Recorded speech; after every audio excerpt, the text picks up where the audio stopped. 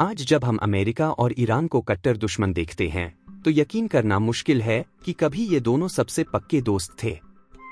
1950 के दशक में ईरान मिडिल ईस्ट में अमेरिका का सबसे बड़ा साथी था, लेकिन ये दोस्ती बराबरी की नहीं थी। ईरान के लोकतांत्रिक रूप से चुने गए प्रधानमंत्री मोहम्मद मोसादेक ने ईरान के तेल को नेशनलाइज यानी सरकारी नियंत्रण में करना चाहा। इससे ब्रिटेन और अमेरिका भड़क गए। CIA ने ऑपरेशन इजाज के जरिए 1953 में मोसादेक को हटा दिया और शाह रजा पहलवी को पूरी ताकत सौंप दी।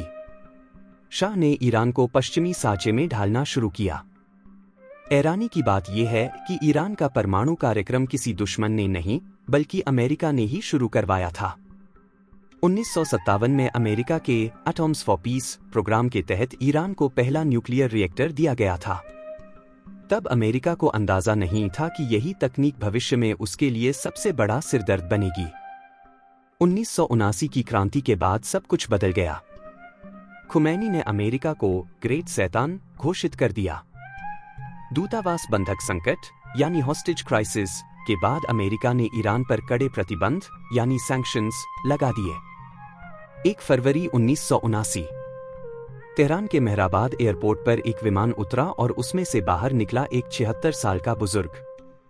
लेकिन ये कोई मामूली इंसान नहीं था। ये वो शख्स था जिसने दुनिया के सबसे ताकतवर देश अमेरिका को बड़ा शैतान कहा और ईरान की 2500 साल पुरानी सल्तनत को उखाड़ फेंका। ईरान का कहना है कि उसका परमाणु कार्यक्रम शांतिपूर्ण बिजली बनाने के लिए है, लेकिन इजरायल और अमेरिका का मानना है कि ईरान गुप्त रूप से परमाणु बम बना रहा है। ओबामा के समय 2015 में एक समझौता हुआ कि ईरान परमाणु काम कम करेगा और बदले में प्रतिबंध हटेंगे, लेकिन 2018 में ट्रंप ने इस डील को तोड़ दिया। इसके बाद ईरान ने अपनी यूरेनियम संवर्धन यानी यूरेनियम एनरिचमेंट की गति 60% तक बढ़ा दी, जो बम बनाने के बहुत करीब है। क्या ईरान के पास परमाणु बम है? IAEA यानी अंतर्राष्ट्रीय परमाणु ऊर्जा एजेंसी की ताज़ा रिपोर्ट्स और इंटेलिजेंस के अनुसार ईरान के पास अब इतना संवर्धित यूरेनियम है कि वो कुछ ही हफ्तों में एक नहीं बल्कि कई परमाणु बम तैयार कर सकता है। हालांकि आधिकारिक तौर पर ईरान ने अभी तक परमाणु परीक्षण न्यूक्लियर टेस्ट नहीं किया है। क्या वो इसे चलाने वाले हैं? हाल ही में 28 फरवरी 2026 को अमेरिका और इजरायल ने ऑपरेशन एपिक फ्यूरी के तहत ईरान के परमाणु ठिकानों नटंज और फोर्डो पर भारी बमबारी की है। इसके जवाब में ईरान ने अपनी खैबर और फत्ताह मिसाइलों से इजरायल पर हमला किया। दुनिया इस वक्त इस डर में जी रही है कि अगर ईरान के पास कोई गुप्त बम बचा है तो क्या वो उसे सेल्फ डिफेंस में चला देगा। आज जब ईरान एक बार फिर जंग के मुहाने पर खड़ा है, अमेरिका और इजरायल के साथ सीधा टकराव चल रहा है और नए सुप्रीम लीडर मुज्तबा खामेनेई ने कमान संभाली है, तब ये समझना जरूरी है कि इस आग की शुरुआत कहां से हुई थी। कौन थे अयातुल्ला खुमैनी और क्यों आज भी उनका नाम सुनते ही वाशिंगटन से लेकर तेल अवीव तक हलचल मच जाती है। 8 मार्च 2026 को अली खामेनेई की मौत के बाद उनके बेटे मुज्तबा खामेनेई को नया सुप्रीम लीडर बनाया गया है। मुज्तबा अपने पिता से भी ज्यादा कट्टर माने जाते हैं। उनके आते ही ईरान ने अपनी परमाणु नीति में बदलाव के संकेत दिए हैं। रूहुल्लाह खुमैनी का जन्म 1902 में ईरान के एक छोटे से शहर खोमैन में हुआ था। बचपन दुखों से भरा था। सिर्फ 2 साल की उम्र में पिता का कत्ल हो गया और 15 की उम्र तक माँ और चाची भी चल बसी। खुमैनी ने अपना सहारा धर्म को बनाया। वो शिया इस्लाम के सबसे ऊंचे दर्जे ग्रैंड अयातुल्ला तक पहुंचे। लेकिन उस वक्त का ईरान बदल रहा था। रजा शाह पहलवी ईरान को वेस्टर्न बना रहे थे। मिनी स्कर्ट, शराब और अमेरिकी कल्चर, ये सब खुमैनी को अपनी संस्कृति पर हमला लगा।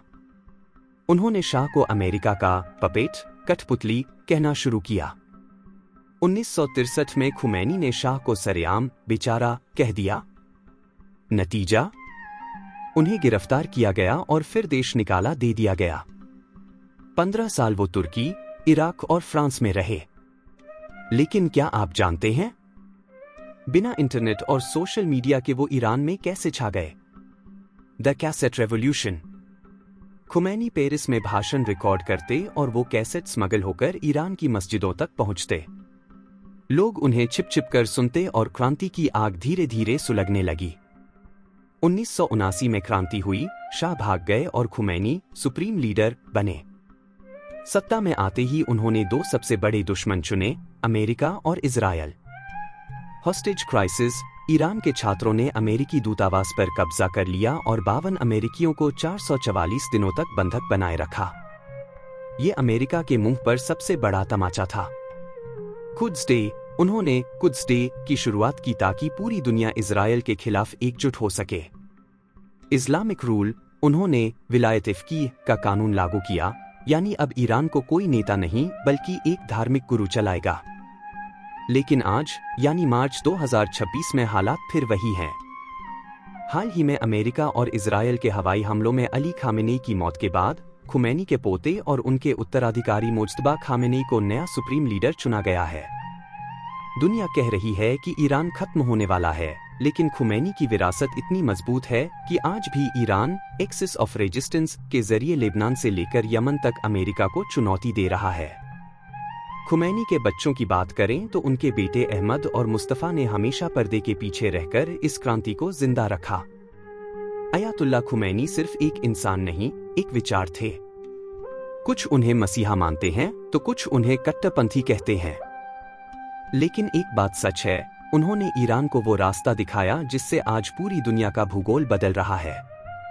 ईरान का परमाणु मिशन अब सिर्फ बिजली का मुद्दा नहीं, बल्कि ईरान के वजूद यानी सर्वाइवल की लड़ाई बन चुका है।